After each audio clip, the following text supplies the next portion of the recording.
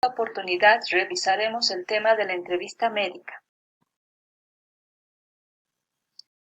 Saludos cordiales. En esta oportunidad revisaremos el tema de la entrevista médica.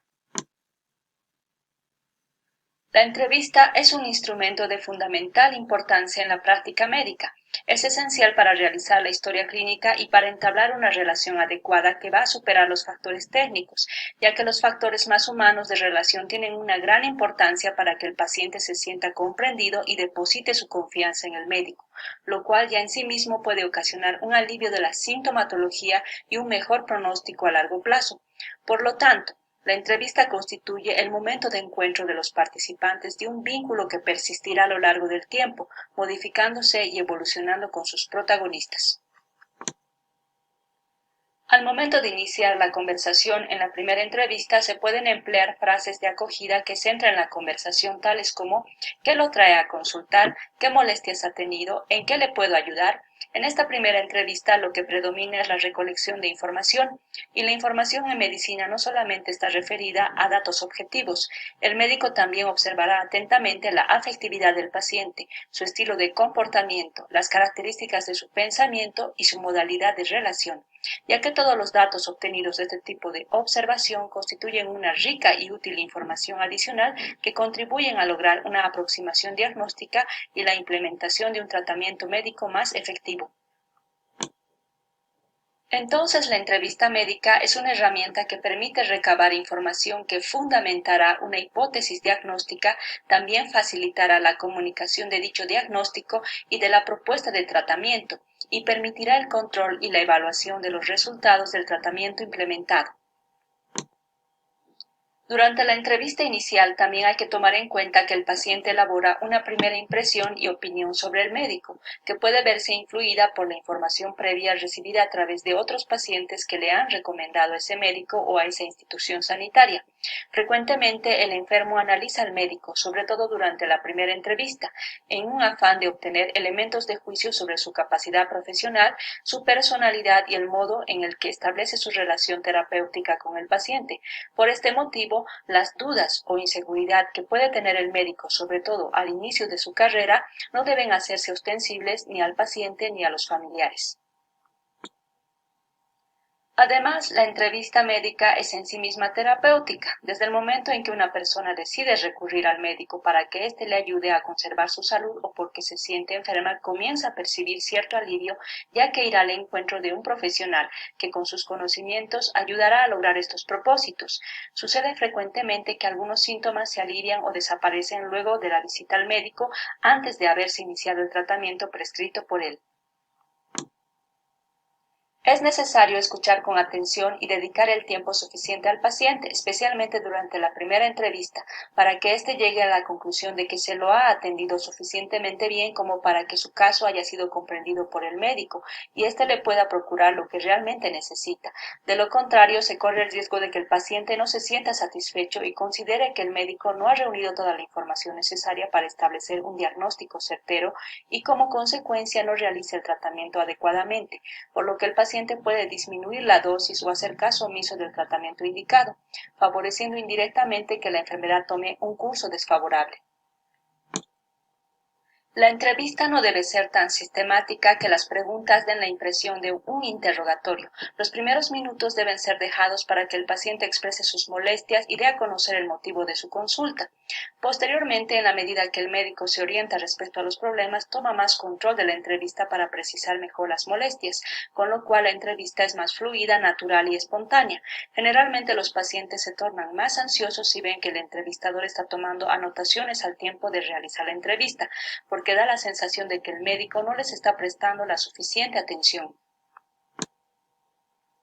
También se deben evitar expresiones de reproche o actitudes de superioridad que puedan dar al paciente la impresión de hallarse delante de un juez y no con un profesional cuya función es comprenderle y ayudarle.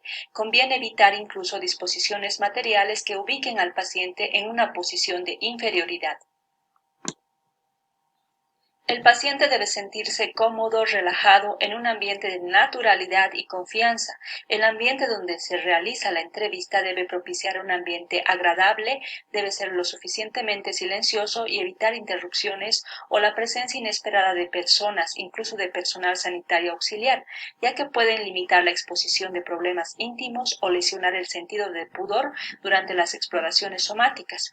Una recomendación importante es que los médicos varones deben estar acompañados por una enfermera o una auxiliar de enfermería cuando efectúan el examen de mamas o el examen ginecológico en una mujer. Retomando el tema del ambiente, este además debe ser organizado, limpio, con adecuada ventilación e iluminación. Se debe explicar al paciente lo que tiene y lo que le conviene hacer. Esto es lo que más le interesa al paciente. El médico debe ser muy honesto y prudente en la forma de entregar la información. Debe tener la sensibilidad suficiente para producir el mínimo de alarma o angustia. Por ejemplo, un paciente a quien se le diagnostica SIDA tiene el derecho de ser el primero en saberlo. En cambio, en el caso de un abuelito a quien se le diagnostica un cáncer avanzado y que se angustia por cualquier cosa, podría ser más adecuado trabajar con los familiares más cercanos para que lo vayan preparando para enfrentar su enfermedad. Por otro lado, es recomendable que las recetas sean claras y fáciles de entender. La honestidad, experiencia, conocimientos, prudencia y criterio del médico también se van a reflejar en la cantidad de exámenes que solicita, en los medicamentos que prescribe, los controles que efectúa, las derivaciones a otros especialistas, porque su objetivo debe ser siempre dar la mejor atención. Otro aspecto importante es la relación médico-paciente, que constituye el acto fundamental del quehacer médico. Se trata de un particular encuentro entre alguien que presenta un problema en su salud, que es el paciente, y alguien que cuenta con saberes y conocimientos pertinentes a la solución de esos problemas, que es el médico. La relación médico-paciente debe ser interpersonal, lo que implica que el médico debe considerar al enfermo como una persona dotada de inteligencia, libertad y dignidad, que posee una vida íntima y no como un simple objeto de conocimiento y manipulación teórica. Existen formas de vinculación afectiva entre el médico y el paciente, que son la transferencia y la contratransferencia. La transferencia es el proceso mediante el cual el paciente inconscientemente le transfiere a su médico patrones de conducta y reacciones emocionales que tuvieron origen en personas significativas en su niñez. Así, el especialista puede asumir un papel de progenitor sustituto. Por otro lado, la contratransferencia es un proceso similar a la transferencia, pero ocurre en el médico, quien responde al paciente como si se tratara de un personaje importante de su pasado. Entonces el médico puede hacerse dependiente del afecto y el elogio de su paciente. La contratransferencia también podría manifestarse con emociones como ansiedad, exaltación o depresión ante un determinado paciente, o la incapacidad de concentrarse en lo que expresa. Un buen interrogatorio es una obra de arte. Para lograr esto es preciso de parte del médico el saber, la habilidad, el tiempo y la paciencia, y de parte del enfermo es necesario que responda con veracidad, prolijidad, confianza, que el médico debe saber obtener. La relación entre médico y enfermo no debe ser la del técnico con una máquina defectuosa, sino la relación con un ser vivo y además persona con razón y lenguaje. Según el modelo de la bioética, la práctica médica debe basarse en principios y normas morales. Entre estos principios tenemos el principio del respeto por la autonomía, es decir, las personas o los pacientes tienen derecho a decidir por ellos mismos. Otro principio es la beneficencia, que consiste en buscar el bien del paciente. El principio de la no maleficencia, que significa no dañar al paciente ni exponerlo a riesgos innecesarios. El principio del doble efecto, que se da cuando las acciones que el médico realiza o indica pueden tener un buen y un mal efecto. Entonces se acepta que se realicen si lo que se intenta es lograr el buen efecto. Y por último tenemos el principio de la justicia, según el cual todas las personas tienen la misma oportunidad de recibir la atención médica que necesitan.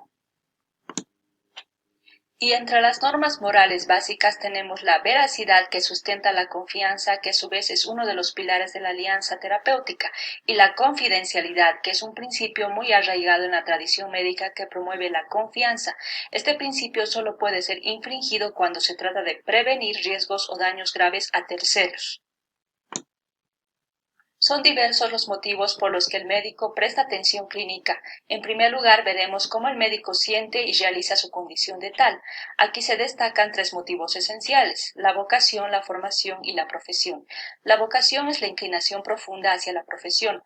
Los dos aspectos de la vocación médica son la práctica gratuita y entrañable a los pobres y la estrecha alianza con la investigación científica pura. En cuanto a la formación del médico, esta debe ser constante para responder a los cambios y necesidades de la sociedad.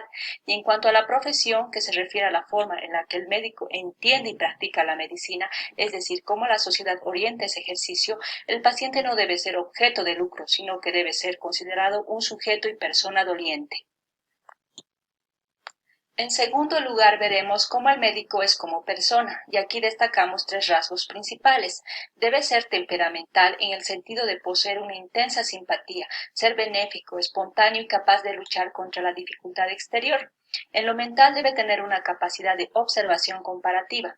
Además debe ser ético o moralmente bueno, con una disposición constante para la práctica de lo lícito y beneficioso.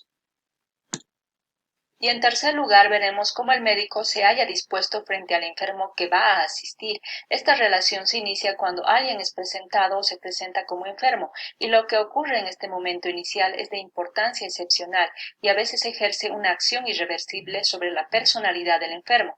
Eso debe generar en el médico una exigencia de conocimiento de las variables intervinientes en esta situación. En cuanto a la actitud del médico hacia el paciente, la actitud más adecuada por parte del médico es precisamente la de un profesional dedicado a mejorar la salud de las personas que acuden a él, lo cual supone una cierta proximidad interpersonal, pero manteniendo a su vez un respetuoso distanciamiento.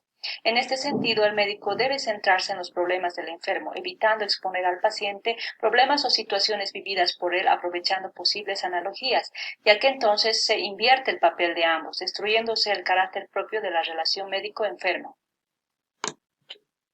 Es natural que algunos pacientes les resulten al médico más gratos que otros, lo mismo que sucede con las enfermedades. Es necesario que el médico mantenga siempre una actitud comprensiva y de ayuda, al margen de sentimientos personales de rechazo. Si estos surgen, debe evitar que influyan negativamente en su práctica profesional. Si el paciente manifiesta en un primer momento rechazo hacia el médico y éste reacciona a su vez con una actitud de rechazo, el resultado será que aumentará más el rechazo en el paciente, dañándose más aún la relación entre ambos. Por el contrario, si el médico se muestra amable, cordial y comprensivo a pesar de esa actitud de rechazo, se puede mejorar la relación hasta lograr que ésta sea idónea. Una buena relación médico-paciente no implica el hecho de participar directamente en el dolor o sufrimiento de los pacientes, sino todo lo contrario.